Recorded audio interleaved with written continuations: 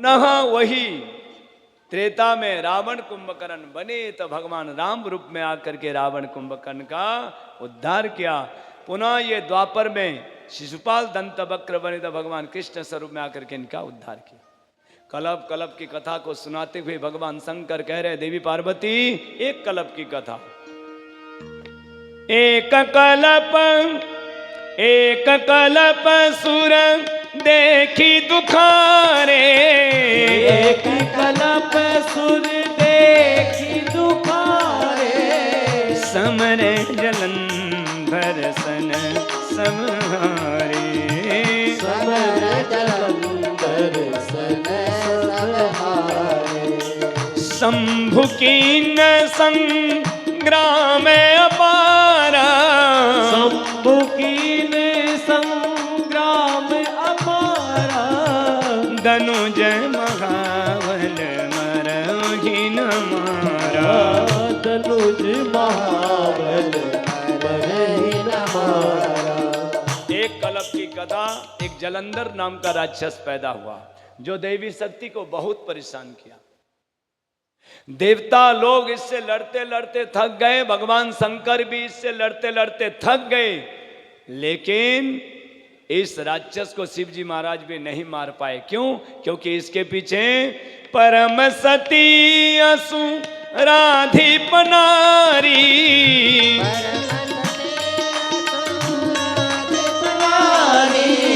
तेगी बलता ही न जीतगी पुरारी,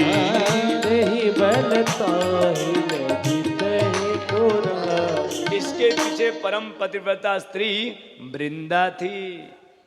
वो परम पतिव्रता स्त्री थी, जब लड़ने के लिए जलंधर जाता था तो ये ध्यानस्थ होकर के बैठ जाती थी। इसलिए भगवान शंकर भी ये सती स्त्री की बात को रखने के लिए बार बार स्वयं जान करके हार जाते थे। अब ये जलंधर राक्षस कौन है? पुराणों में अलग अलग कथा है। शिव पुराण में इसके बारे में कथा आती है। ये जलंधर राक्षस कोई साधारण राक्षस नहीं था, बहुत प्रबल राक्षस था। इसको मारना आसान नहीं था। वृंदा परम तपस्विनी थी।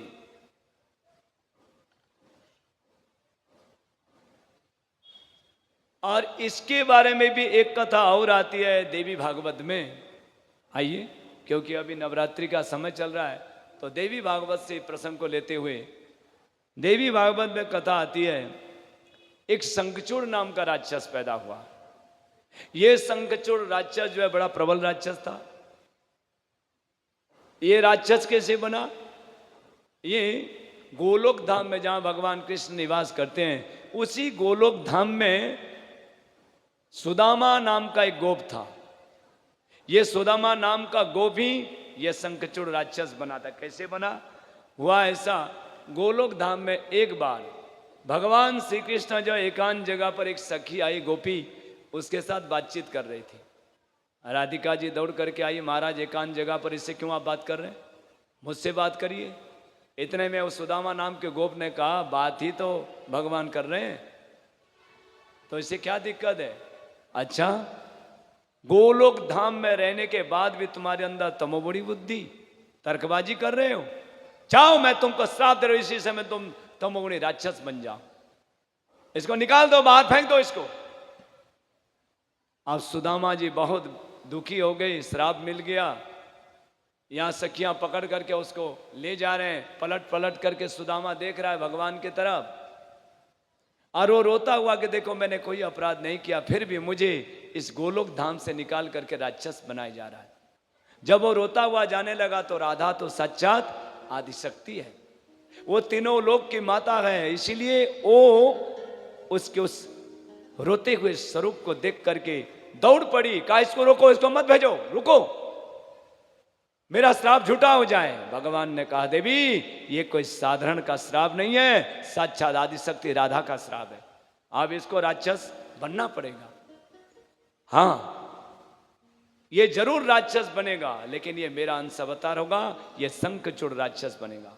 और वही गोपी वही जा करके वृंदा बनेगी, और हम दोनों का समन्वय वही धरती लोक पर ये दोनों पुनः मिलेंगे।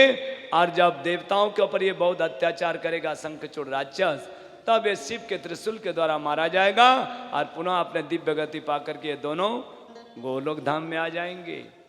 तो वही श्राप के कारण वही शंखचूड़ राक्षस बना। एक बार शिकार खेलने के लिए जंगल की ओर गया था, उसी समय उसे एक सुंदर कन्या को देखा। सुंदर कन्या को देख करके बहुत आकर्षित हो गया और शादी का प्रस्ताव रखा। शादी करके उसको ले आया। उसका नाम है वृंदा, परम पतिव्रता स्त्री थी। अब शंखचूड़ जो है अपना विस्तार किया राज्य को, बहुत बलवान, तपस्या से बलवान हो गया, देवताओं के ऊपर आक्रमण किया। देवता लोग घबरा गए, शिव जी के पास पहुंचे, त्राय की मांग। भगवान शंकर सभी देवताओं को लेकर के विष्णु लोक में पहुंचे। भगवान विष्णु बचाइए। भगवान विष्णु ने कहा, शिव आप आए हो, बात क्या है? बात महाराज ये शंखचूड़ राक्षस बहुत प्रबल हो गया है, इसका वध बहुत जरूरी है, कैसे करें, इसको कैसे मारें? ये किसी देवता के हाथ से मर नहीं रहा है। भगवान ने कहा, देखो इसके पीछे परम पतिव्रता स्त्री वृंदा है, इसीलिए इसको मारना आसान नहीं है। फिर भी तुम लोग जाओ युद्ध के लिए, उसको ललकारो, मैं जाता हूं, देखता हूं। तो यहाँ पे भगवान विष्णु जो है स्वरूप बदल दिए और शंखचूड़ राक्षस का वेश बदल करके उस पतिव्रता वृंदा के पास पहुंच गए। इधर भगवान शंकर देवताओं को लेकर के चले और एक वृक्ष के नीचे शिव जी महाराज बैठ गई और उन्होंने सूचना भेजी कि पहली सूचना भेजो, उसको बताओ, मान जाए तो अच्छा रहेगा, अभी समय है। लेकिन वो जब माना नहीं शंखचूड़, तब भगवान शंकर ने कहा तो फिर लड़ाई जरूरी है। उसी समय भगवान शंकर ने भद्रकाली को आदेश दिया, जाओ। भद्रकाली यहाँ पे एक एक बार में इतने विशाल स्वरूप धारण कर लिया, जो मिले राक्षस सबको निगलते जा रहे हैं, जो मिले उनको निगल जा रहे। आगे विशाल स्वरूप धारण करते भद्रकाली आगे बढ़ी। लेकिन अंततः जब शंखचूड़ के पास वो पहुंची, उसको मारने के लिए त्रिशूल फेंक दिया, लेकिन वो छलांग लगा दूसरी जगह पर बच गया। बार बार वो बच रहा था, प्रहार नहीं कर रहा था।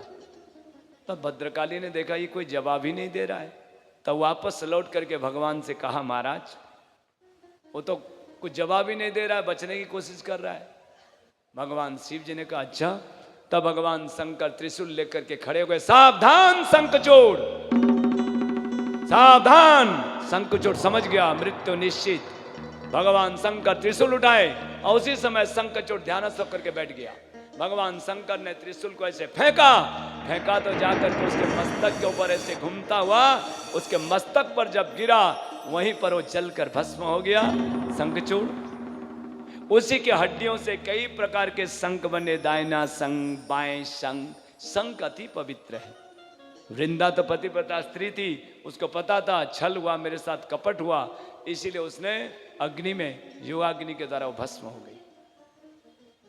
अब यहाँ भी ये दोनों तो परम गति पा करके परम धाम में चले गए। लेकिन तुलसी जिसने शरीर त्यागे, तो वो तुलसी का पौधा जो अति पवित्र है, कार्तिक महीने में जो तुलसी की सेवा करते हैं 1 महीने तक, रोज उसकी सेवा करते हैं, जल चढ़ाते हैं, पुष्प चढ़ाते हैं, वस्त्र चढ़ाते हैं, उसके किए हुए जन्मों के पाप तत्काल नष्ट हो जाते हैं। जो तुलसी वृक्ष के जल अगर अपने शरीर पर गिर जाए तो सभी तीर्थों में स्नान हो जाता है, ऐसा लिखा है श्रीमद् देवी भागवत में। और तुलसी के लकड़ी कोई अगर मर जाए, पद्म पुराण में लिखा है, कोई अगर मर जाए तो उसके शरीर पर तुलसी के लकड़ी बांध दीजिए, सूखी तुलसी लकड़ी।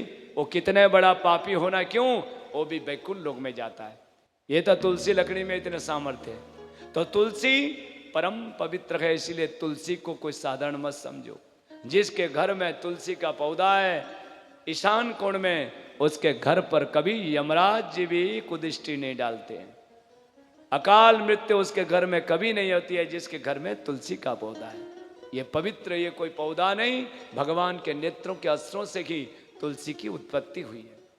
यह अति पवित्र है। जैसे डाब की उत्पत्ति भगवान जब बराह स्वरूप धारण किए, तो जब शरीर को झाड़े थे उसमें से जो गिरे थे उसमें से डाब की उत्पत्ति हुई थी। और तिल की उत्पत्ति हुई भगवान के पसीने से। ये तीनों चीज अति पवित्र मानी गई। ध्यान दीजिए, एक नेत्रों के अश्रु से, एक भगवान के पसीने से, और भगवान जब बराह स्वरूप धारण किए थे तो बाल जब झड़के थे तो उसमें से डाब की उत्पत्ति हुई थी। और हड्डी से जो शंख बने हैं, शंख भी अति पवित्र है।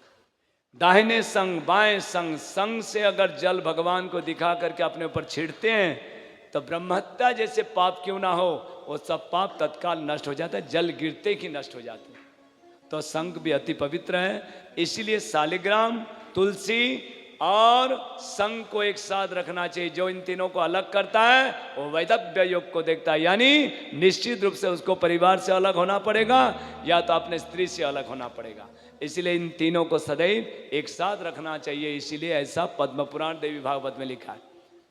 तो यहाँ पे जलंधर नाम का एक राक्षस पैदा हुआ, शिव पुराण में लिखा है। ये राक्षस कोई साधारण नहीं था, देवता लोग लड़ते लड़ते थक गए, शिव जी की जब शरण में पहुंचे, भगवान शंकर लड़ने के लिए चले। घमासान लड़ाई चली, जबरदस्त लड़ाई चली, लेकिन परम पतिव्रता स्त्री थी वृंदा।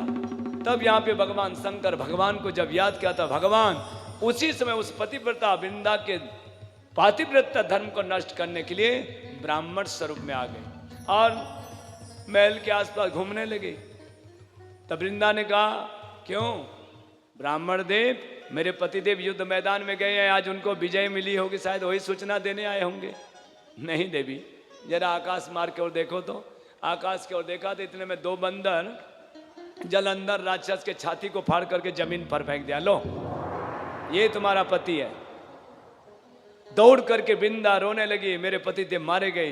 रोने लगी तब भगवान ने कहा, पतिव्रता स्त्री हो, अपने पातिव्रत्य धर्म के बल पर इसको जीवित कर लो। जैसे ही पातिव्रत्य अपने गोदी पर लेकर के उसको जीवित करने की कोशिश की, उसी समय भगवान उसी मरे हुए शरीर के माध्यम से तुलसी के अंदर, वृंदा के अंदर प्रवेश कर गए और उसके पातिव्रत्य धर्म को नष्ट कर दिया। और पतिव्रता धर्म जब नष्ट हुआ, उधर भगवान शंकर ने त्रिशूल के द्वारा जलंधर राक्षस को मार दिया। जलंधर राक्षस जब मारा गया, ये जब पता चला, वृंदा ने सोचा कि मेरे साथ छल हुआ, मेरे पतिव्रता धर्म को नष्ट किया गया है। भगवान, कौन हो, जल्दी मेरे सामने प्रकट हो, ब्राह्मण देव कौन हो। तो भगवान शंख चक्र गदा पद्म लेते हुए उसी समय विष्णु भगवान प्रकट हुए। कहा, महाराज बड़े निष्ठुर हो आप, बड़े कठोर हो, मेरे पातिव्रत्य धर्म को आपने नष्ट कर दिया। जाओ, मैं आपको श्राप दे रही हूं महाराज, आप इसी समय शिला बन जाओ। भगवान भी क्रोध में थे। शिव पुराण के अनुसार भगवान ने भी श्राप दे दिया। आपने श्राप दिया, मुझे शिला होने का श्राप दिया, तो देवी जाओ, आप भी गंडकी नदी बन जाओ, मेरा श्राप है। इतने में भगवान शंकर आए और देवी वृंदा को समझाया, देवी आपने पूर्व जन्म में तपस्या की थी कि भगवान मेरे पति बने, भगवान ने तो उस काम को पूर्ण किया, उल्टे उनको ही श्राप दे दिया, अब आपने श्राप को वापस ले लो। भगवान ने कहा, देखो भोले, हे शंकर, ये सती स्त्री का श्राप है, ये कभी झूठा नहीं होता है। यानी मैं अब शालिग्राम शिला बनूंगा, शिला बनूंगा, लेकिन साधारण शिला नहीं, शालिग्राम शिला बनूंगा। ये गंडकी नदी बनेगी और जो शिला है पहाड़ों में काटेंगे कीड़े तिचड़े दांतों से, वही शिलाएं आकर के गंडकी नदी में गिरेगी। इसके बाद वो शालिग्राम के स्वरूप में प्रकट होंगे, यानी सच्चा शालिग्राम में मेरा वास होगा। शंख चक्र गदा पद्म धनुष बाण ये सब शालिग्राम शिला में चिन्ह रहेंगे। जो भी गंडकी नदी से शालिग्राम लेकर के सेवा करेगा, 12 शालिग्राम की जो सेवा करता है उसको अभिष्ट सिद्धि की प्राप्ति होती है। जो नित्य शालिग्राम भगवान का चरणामृत को लेता है, उसका पुनरपि जननम पुनरपि मरणम पुनरपि जननी जठर शयनम, यानी जन्मने मरने का क्रम ही खत्म हो जाता है। तो शालिग्राम जी के चरणामृत लिया जाता है।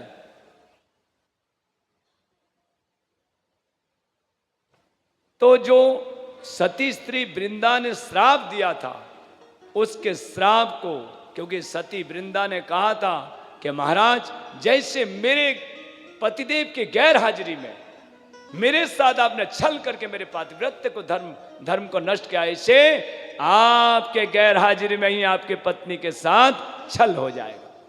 और वो कोई नहीं, वो मेरे पतिदेव ही आपके साथ छल करेंगे महाराज। वही हुआ।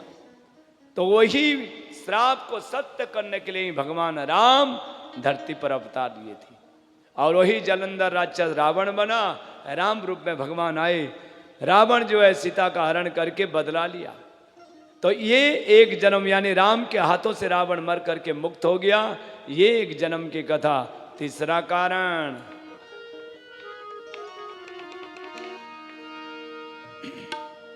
नारद श्राप दिन एक बारा,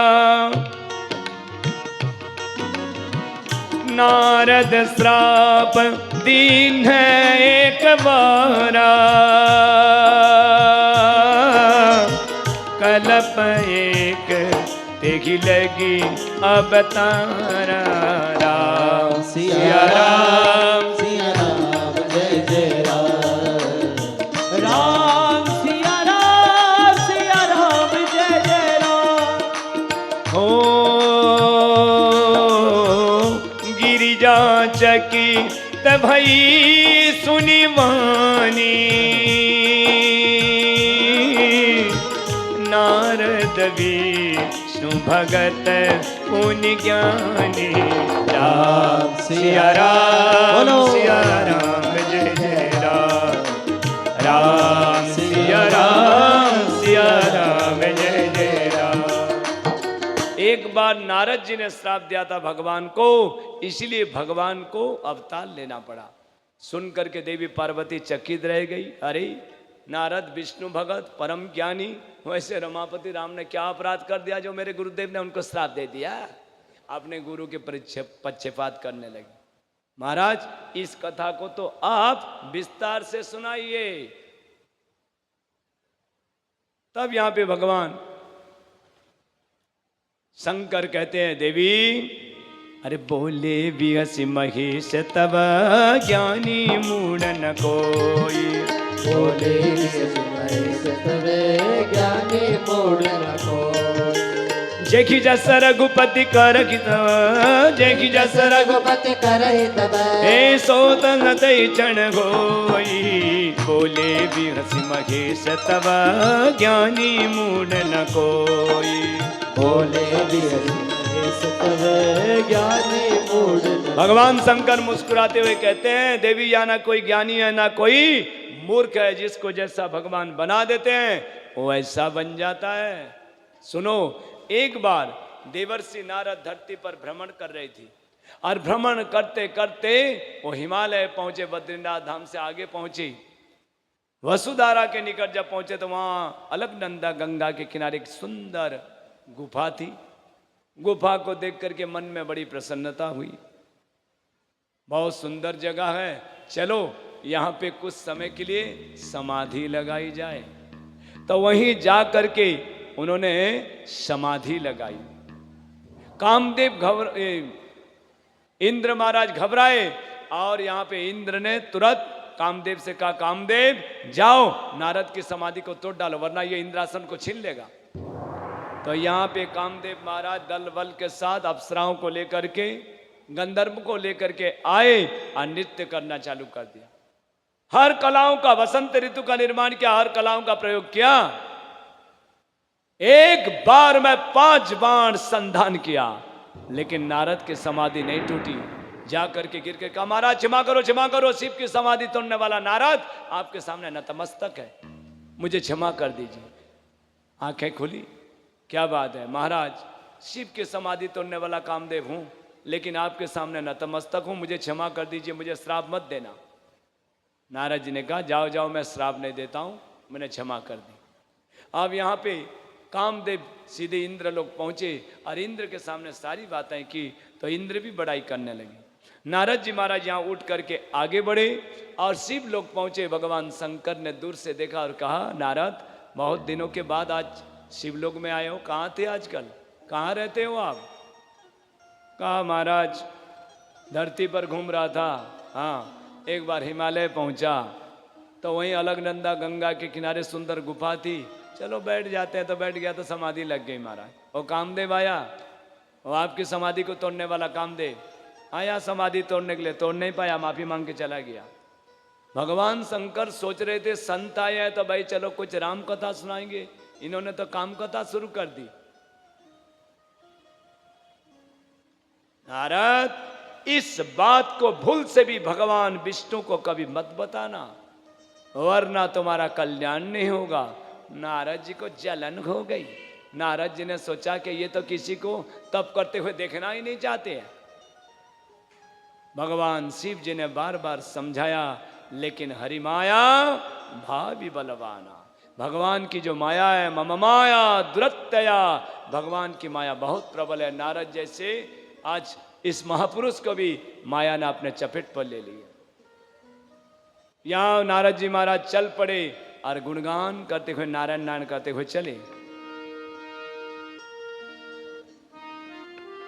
श्रीमन नारायण नारायण नारायण, श्रीमन नारायण नारायण नारायण, श्रीमन नारायण नारायण नारायण, श्रीमन नारायण नारायण नारायण, हे श्रीमन नारायण नारायण नारायण, श्रीमन नारायण नारायण नारायण, श्रीमन नारायण नारायण नारायण, श्रीमन नारायण नारायण नारायण, हे श्रीमन नारायण नारायण नारायण, श्रीमन नारायण नारायण नारायण।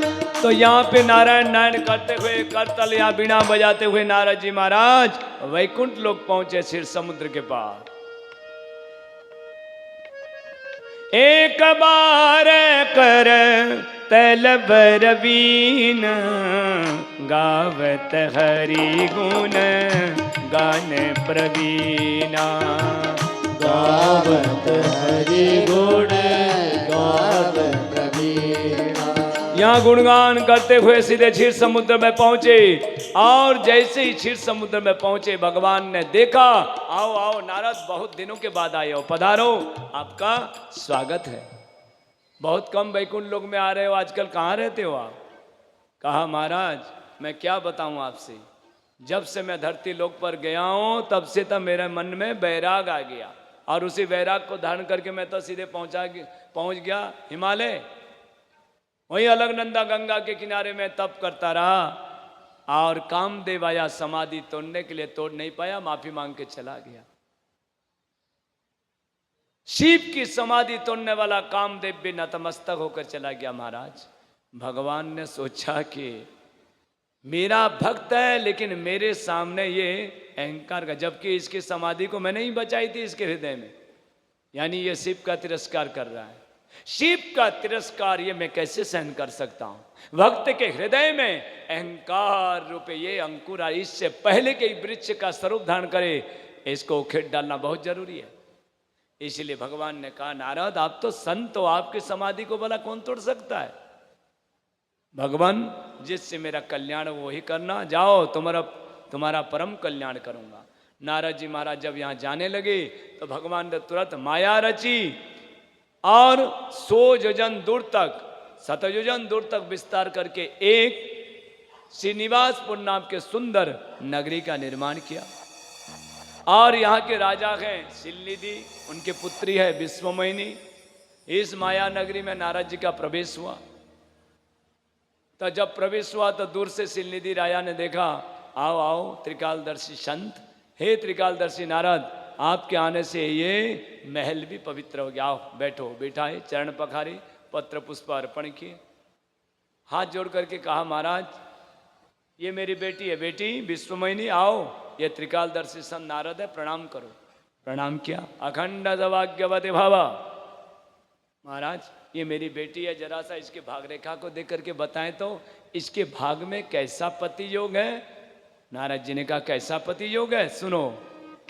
जो यही बरगियां मर सोई होई, होगी बरगियां मर सोई होई, समर भूमि ते ही जीतन कोई, समर भूमि ते ही जीत न कोई, सेवगी सकल चराचर ताही,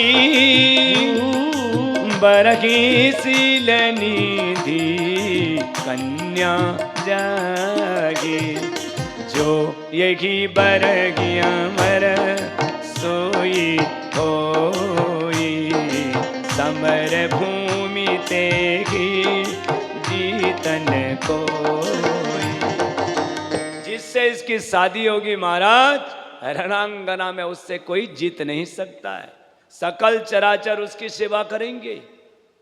सुन करके शीलनिधि राजा बहुत प्रसन्न हुई, पर नारद जी महाराज आकर्षित हो गए। इतनी सुंदर कन्या ये राजा महाराजाओं के लिए क्यों, इससे तो मैं शादी करूंगा। लेकिन मैं ठहरा बाबा। अब बाबा को कौन अपने बेटी को देगा? बाबा का क्या ठिकाना, कहाँ चला जाए। अब क्या करें, शादी तो करेंगे लेकिन कन्या पसंद है, ये देना चाहे तब ना, फिर क्या करें। चलो भगवान के पास चलते हैं, रूप मांग करके लाते हैं। मेरा परमात्मा सर्वव्यापक है, चलता हूँ। ओ वैकुंठ लोक तरफ जब जाने लगे, मन में सोचा वैकुंठ लोक तो जाऊँ तब तो देरी हो जाए, तब तो स्वयंवर का काम ही पूरा हो जाएगा, कोई और राजा ही ले जाएगा इसको। हाँ हाँ चलो, मेरा परमात्मा सर्वव्यापक है, यही ध्यान लगाता हूँ। नारद जी महाराज नगर से बाहर निकल करके जैसे ही ध्यान लगाया, उसी समय भगवान प्रकट हो गए। और भगवान को देख करके नारद ने प्रणाम किया। नारद नारद, अरे वरदान मांगो, मैं तुम्हारे पास आ गया। आ गए महाराज? हाँ, वरदान देने के लिए आया हूं, मांगो क्या चाहिए। बस शादी करनी है महाराज। शादी? ब्रह्मचारी साधु शादी करोगे? क्यों, मैं शादी नहीं कर सकता। आप शादीशुदा हो, भगवान शंकर शादीशुदा, मैं क्यों नहीं कर सकता? आपको तकलीफ क्या है? मेरे शादी से आपको क्या? अरे भाई मुझे कोई तकलीफ नहीं है, शादी करो। मैं एक क्यों 10 शादी कर लो ना, मेरा क्यों, हमको क्या लेना देना है। लेकिन आप साधु हो, ब्रह्मचारी हो, क्यों ये संसार के झमेले में फंस रहे हो महाराज? हम लोग तो फंसे, आप क्यों फंस रहे हो? देखो महाराज, शादी तो मुझे करनी है, बस केवल आपका स्वरूप चाहिए। कन्या देख करके आ गया हूं, मुझे पसंद है। ओ देख भी लिया और पसंद भी आ गए। हाँ बस अब आपका स्वरूप चाहिए मुझे, अपना स्वरूप दे दो। तो भगवान ने कहा मेरा स्वरूप चाहिए आपको? हाँ तो लो तथास्तु। भगवान ने उनको क्या स्वरूप दिया? बंदर मुंह बना दिया, ले जा शादी कर ले। बंदर मुंह। अब आप नारद जी महाराज तो बहुत खुश हो रहे हैं। मरकट बदन है, मरकट बदन दे दिया। देख करके वो बहुत खुश है, मेरे को तो बहुत बढ़िया भगवान विष्णु ने अपना स्वरूप दिया है। आप देखिए, जब स्वयंवर में वो पहुंचे भगवान से, तो कह करके कहा महाराज मेरा कल्याण करना। भगवान ने कहा तो जा, अब तेरा परम कल्याण होगा। नारद जी महाराज सीधे स्वयंवर में आए, किसी ने पूछा नहीं बैठो, लेकिन वो अपने आप बैठ गए। बैठने के बाद यहाँ पे उसी समय स्वयंवर में शीलनिधि राजा ने आज्ञा दी, विश्वमैली बरमाला दे करके सखियों के साथ आई। और जैसे कि नारद के ऊपर, यहाँ भगवान शिव जी ने भी अपने दोनों गणों को भेज दिया, देखो रे नारद की आज क्या दशा बनती है। तो अगल बगल में, नारद के अगल बगल में दोनों शिवगण बैठ गए और वो देख रहे हैं कि कब बरमाला लेकर के आएगी। उसी समय विश्वमयनी सखियों के साथ बरमाला लेकर के आई। और जैसे ही बंदर मुंह वाले नारद के पर दृष्टि पड़ी, कहा ये बंदर मुंह वाला यहाँ कैसे आ गया, इसको निकालो बाहर। उस पंक्ति को ही छोड़ करके निकल गई। जरा ये सोचिए, नारद जी महाराज बंदर मुंह वाले थे और राजा महाराज लोग तो उस पंक्ति में कोई बंदर मुंह वाले नहीं थे। पूरी पंक्ति को क्यों छोड़ करके चली गई? नारद जी को छोड़ करके चली जाती, लेकिन पूरी लाइन पंक्ति को ही छोड़ करके चली गई। इसका मतलब क्या है? इसका मतलब ये है, जहां नारद जैसे महापुरुष बैठे हो और विश्वमयनी यानी माया, तो माया वहां कैसे जा सकती है? इसीलिए पूरे लाइन को ही छोड़ करके निकल गई। इतने में तो भगवान विष्णु करोड़ों करोड़ों कामदेव निछावर हो जाए ऐसा दिव्य स्वरूप लेकर के प्रकट हुए। विश्वमयनी ने भगवान के गले में बरमाला डाल दी, भगवान लेकर के अंतर्ध्यान हो गए। अब नारद जी महाराज विचलित हो गए, क्या रे हो कहाँ गई हो विश्वमयनी, अभी वो कन्या बरमाला लेकर के आई क्यों नहीं? तब शिव गणों ने व्यंग करके कहा महाराज दूसरी बरमाला लेने के लिए गई है, इंतजार करिए, शादी करने के लिए आए हो, जरा अपने शकल को देखो शीशे में, कितने सुंदर आप लग रहे हो, तब पता चलेगा। तो शीशे में जा करके देखा तो बंदर, विष्णु मुझे बंदर बना दिया। गुस्से में सीधे वहीं से आगे बढ़े, शिवगणों को पहले श्राप दिया, तुम लोगों ने आज संत के निरादर किया, इसलिए जाओ तुम दोनों राक्षस बन जाओ। नारद जी महाराज दौड़ते हुए चले, भगवान विष्णु तो रास्ते में ही मिल गए। अरे नारद कहाँ जा रहे हो? वैकुंठ लोक, आओ आओ आओ आओ, रथ पर बैठो, हम आपको वैकुंठ लोक ले चले। ये तो यही रास्ते पर ही मिल गया। आप ही को तो खोज रहा था महाराज मैं। आपसे केवल मैंने अपना सुंदर रूप मांगा था कुछ समय के लिए, लेकिन आपने मुझे बंदर मुंह दे दिया। स्वतंत्रधारी, आज आपको मैं छोड़ूंगा नहीं, मारे आपको जरूर मैं श्राप दूंगा। अरे जब हलाहल समुद्र मंथन के समय विष निकला तो उस समय शिव को ही पिला दिया, अमृत निकला तो देवताओं को पिला दिया। स्वतंत्रधारी जाओ, अरे पंचे घूमो, अरे पंचे घूमोगी जवनी धर देगा, सोई तन धर श्राप मेघा।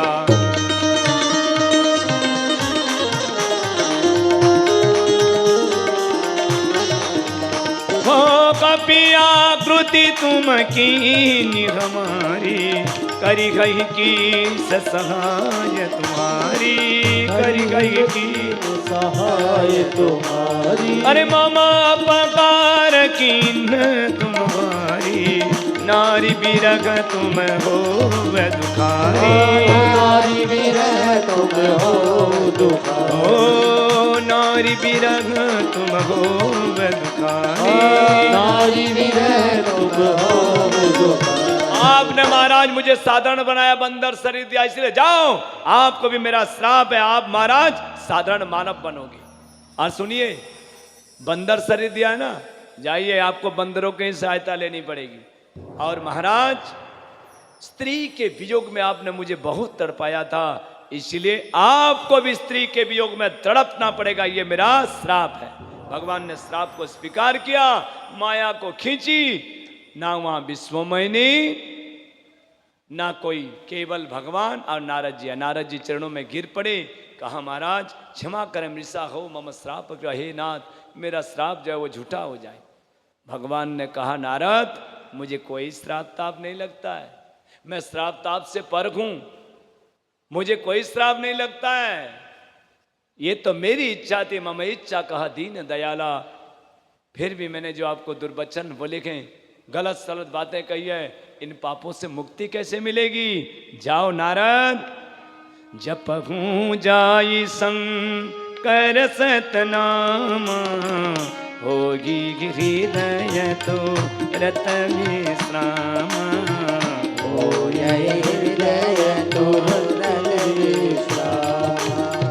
कौन किसी समान प्रिय मोरे, कौन शिव समान प्रिय मोरे, अस पर तीति तय गूंजन भोरे, जेकी परति पान कर की पुरारी, जेकी परति पान कर की पुरारी, सोन पाव मुनि भगति हमारी, सोन पाव मुनि भगति हमारी। जाओ भगवान शंकर के 100 नाम जाप करो, तुरंत आपको विश्राम मिलेगा, क्योंकि शिव के समान ये संसार में कोई दूसरा मुझे और प्रिय है ही नहीं। जब तक भगवान शंकर कृपा करते नहीं हैं तब तक मेरी भक्ति मिलती ही नहीं है। इसीलिए जाओ मुनिराज, आज से मेरी माया आपको नहीं व्यापेगी, जाओ। भगवान अंतर ध्यान हो गए। नारद जी महाराज लौट करके आए, रास्ते में शिवगण मिले। शिवगणों ने कहा महाराज आपने श्राप दिया, राक्षस होने का श्राप दिया है, वैसे तो हम लोगों से भूल हुई है, अब इससे कैसे मुक्ति मिलेगी? देखो जो मैंने श्राप दिया है वो श्राप तो मिटेगा नहीं, लेकिन भगवान को इस धरती पर आपको मारने के लिए आना पड़ेगा। कोई साधारण राक्षस आप नहीं बनोगे, प्रबल राक्षस बनोगे। स्वयं भगवान ये धरती पर आएंगे और उनके हाथों से आप मरकर मुक्त हो जाओगे। तो एक बार नारद के श्राप के कारण ही भगवान को धरती पर मनुष्य के स्वरूप में आना पड़ा। चौथा कारण, जहां तक राम जन्म के मुख्य कारण, चौथा कारण है स्वयं भूमनु अरु सतरूपा, स्वयं भूमनु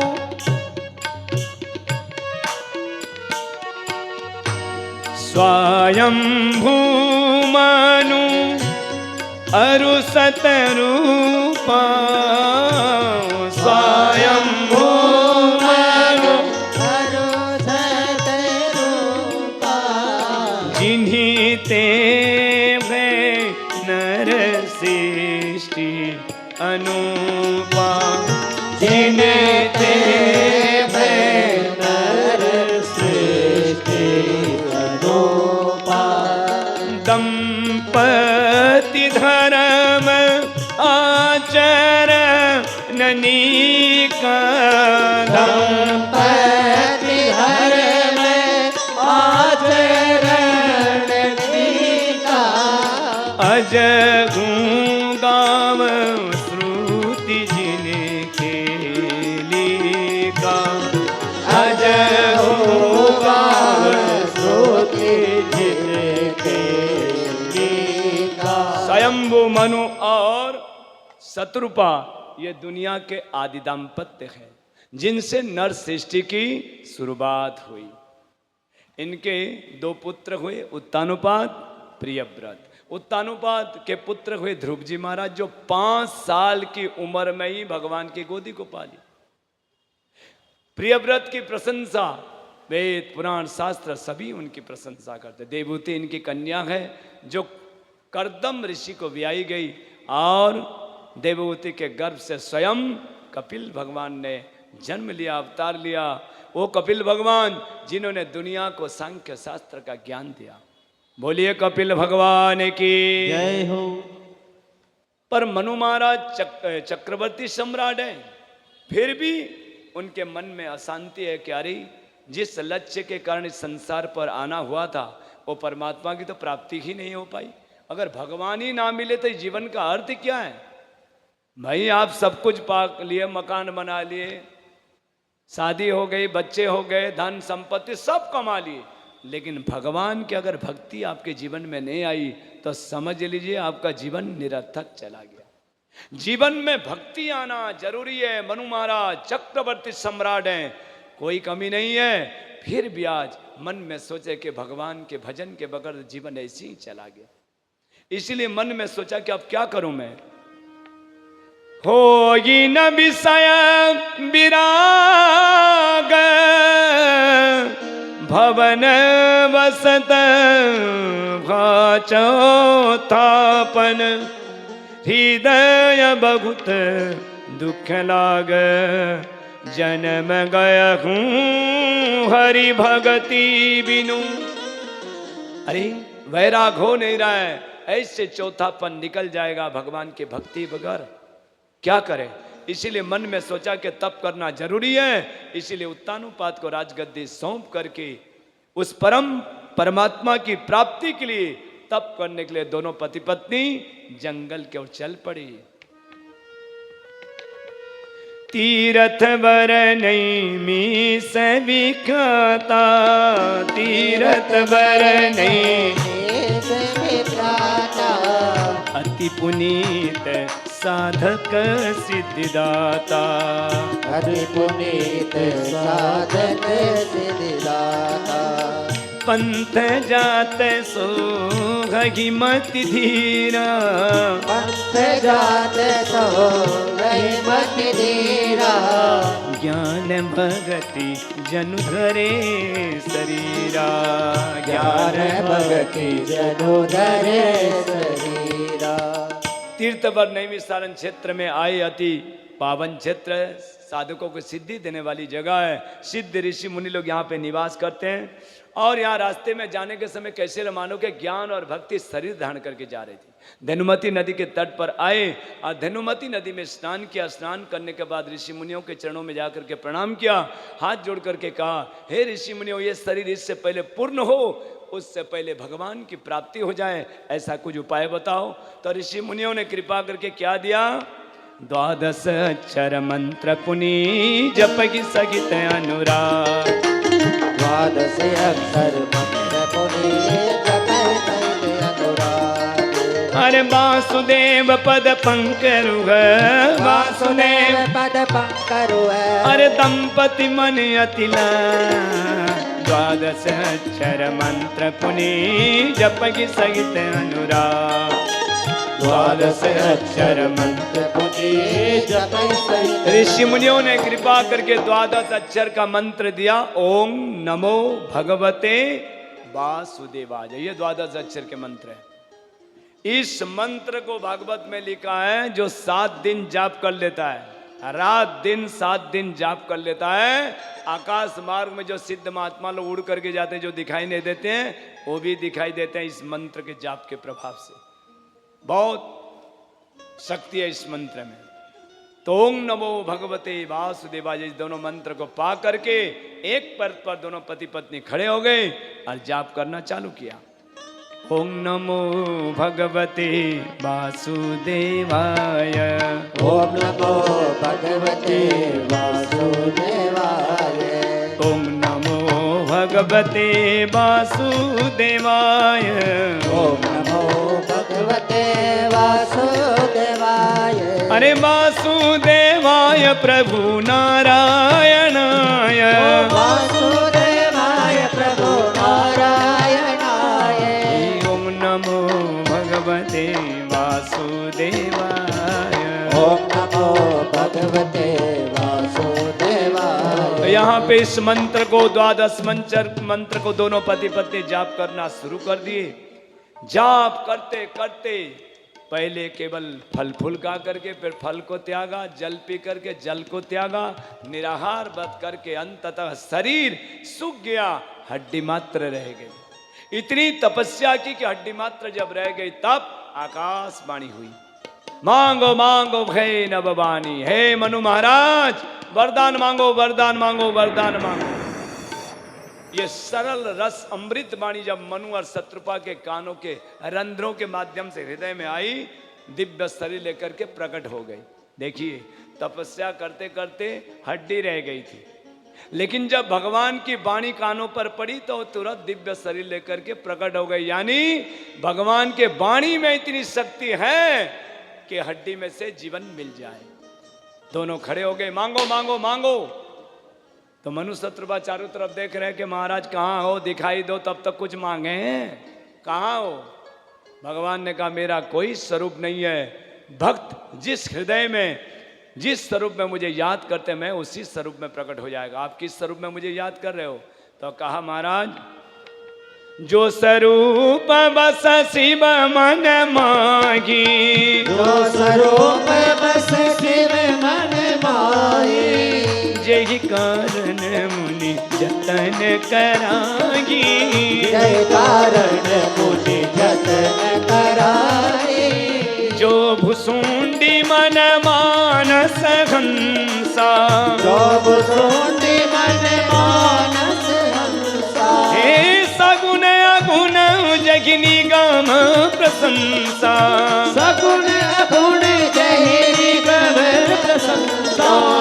जो स्वरूप बस शिव मन मागी।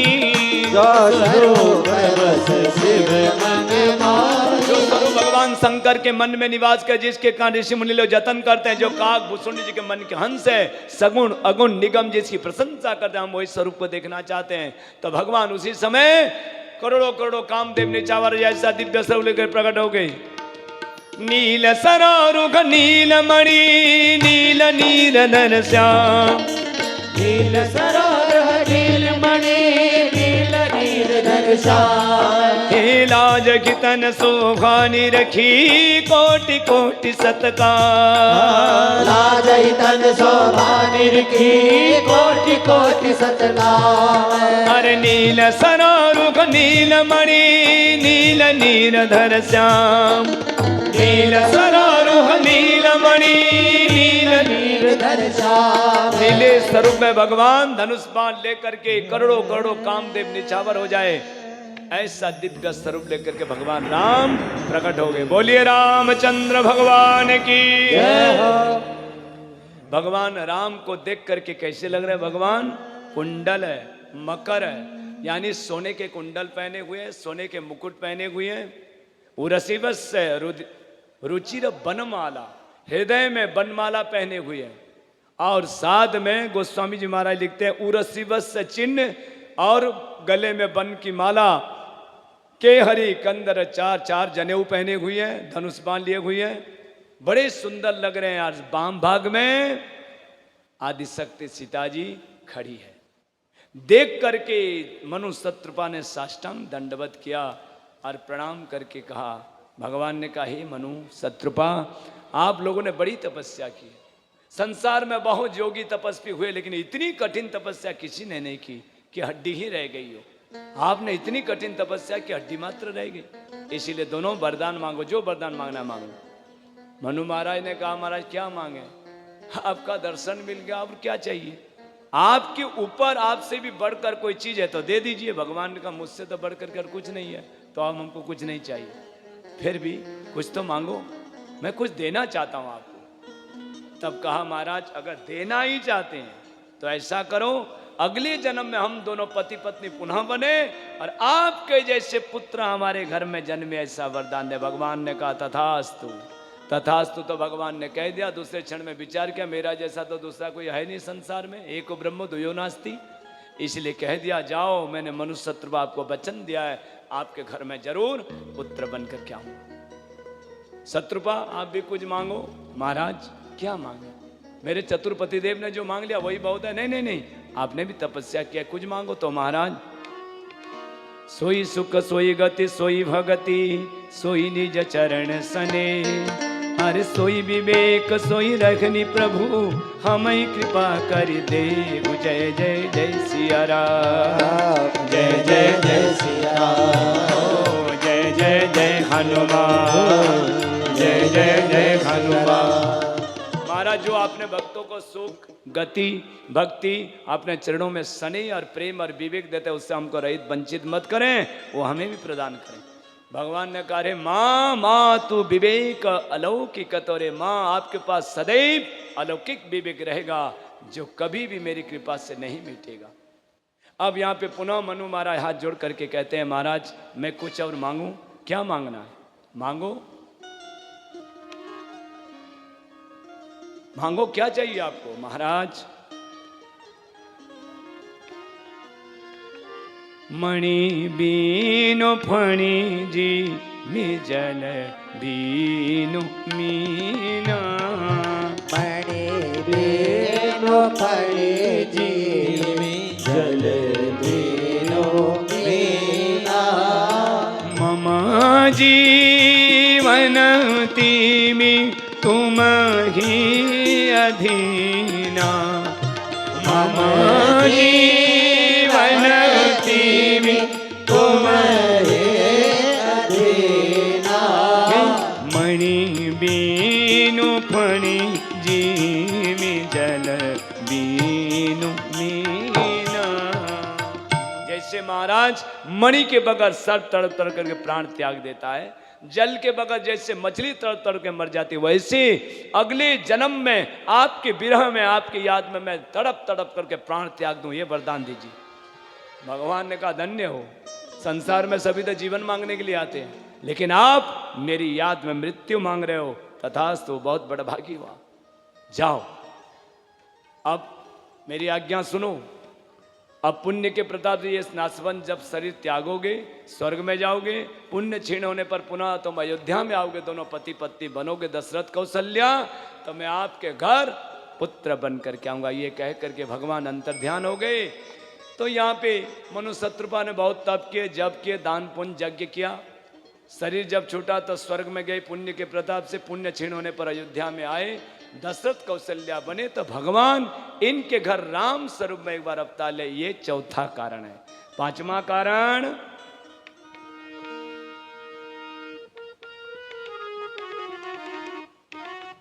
विश्व विदित एक कई कई देशु, विश्व विदित एक अरे सत्य के तू तह बसही नरेशु, सत्य के तू तह बसहि नरेशु, धर्म धुरंधर नीति निधाना, धर्म धुरंधर नीति निधाना, तेज प्रताप शील बलवाना, तेज प्रताप शील बलवाना, विश्व विदित कई देश, यहाँ पे एक सत्यकेतु नाम के राजा रहते थे। धर्म धुरंधर है, गुणनिधि है, ज्ञानी है। इनके साथ इनके 2 पुत्र भी हुए, प्रताप भानु, हरिमर्दन। एक बार सत्यकेतु ने मन में विचार किया कि भाई जंगल की ओर तप करने के लिए जाना चाहिए। तो तप करने के लिए प्रताप भानु को राजगद्दी सौंप करके जंगल की ओर चले गए। यहाँ पे प्रताप भानु ने अपने राजपाट को बढ़ाया और एक दिन पूरी सेना को लेकर के शिकार खेलने के लिए विंध्याचल के उस घुर जंगल के तरफ निकले। रास्ते में एक सुअर का संग हुआ और उस सुअर को देख करके उसके पीछे पीछे चले गए और भुलावे में पड़ गए। रास्ते में सेना जो है पीछे रह गई, अकेले पड़ गए। घोर जंगल में जब पहुंचे तो वहां पे भूख लगी, प्यास लगी, क्या करें, तड़प रहे। तब उनको एक कपट मुनि दिखा जो कुटिया में बैठा था। जा करके प्रणाम किया, महाराज देखने में तो कोई महापुरुष लगते हो, भगवान मैं रास्ता भटक चुका हूं, सेना पीछे रह गई है, भूख लगी है, प्यास लगी है।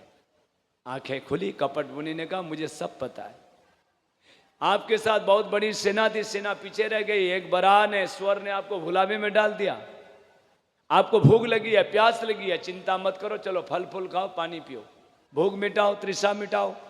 फल फूल खाए, भूख मिटाए और इसके बाद कहा हाथ जोड़ करके, महाराज आप तो देखने में कोई महापुरुष हो, आपसे मैं कुछ मांगूं? अरे हमारा दर्शन की दुर्लभ है, मेरा नाम है एक तनु, जब से आदि सृष्टि की उत्पत्ति हुई है तब से मैं इसी जगह पर निवास कर रहा हूं। तो ये सब महाराज आप कैसे पाए? का तप के बल पर, क्योंकि तप के बल पर ब्रह्मा सृष्टि की रचना करते हैं, तप के बल पर विष्णु पालन करते हैं, तप के बल पर शिव संहार करते हैं, तप के बल पर शेष धरती को धारण किए हुए हैं। सारी सृष्टि तप के आधार पर टिकी हुई है, इसलिए तप के बल पर सब कुछ मिलता है। तो आपसे निवेदन है महाराज कि मुझे एक आशीर्वाद दीजिए। क्या? कि महाराज जरा मरण दुख रहित तन समर जिए, यानी जरा मरण से मैं रहित हो जाऊं, रणांगना में मुझसे कोई जीत ना सके, और महाराज एक छत्रपति होकर के मेरे कोई शत्रु ना आया धरती पर, सो कल्प तक मैं राज करूं।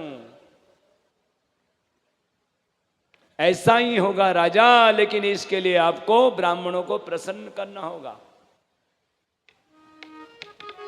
राम नाम के हीरे मोती मैं बिखराऊं गली गली, ले लो रे कोई शोर मचाऊं, ले लो रे कोई राम का प्यारा शोर मचाओ गली गली। हे राम नाम के हीरे मोती, अरे मैं बिखराऊं गली गली, ले लो रे कोई राम का प्यारा शोर मचाओ गली गली।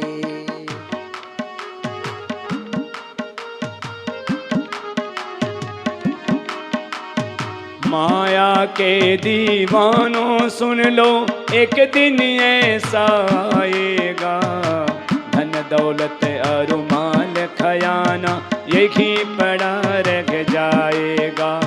माया के दीवानों सुन लो, एक दिन ऐसा आएगा, धन दौलत और माल खजाना यही पड़ा रह जाएगा।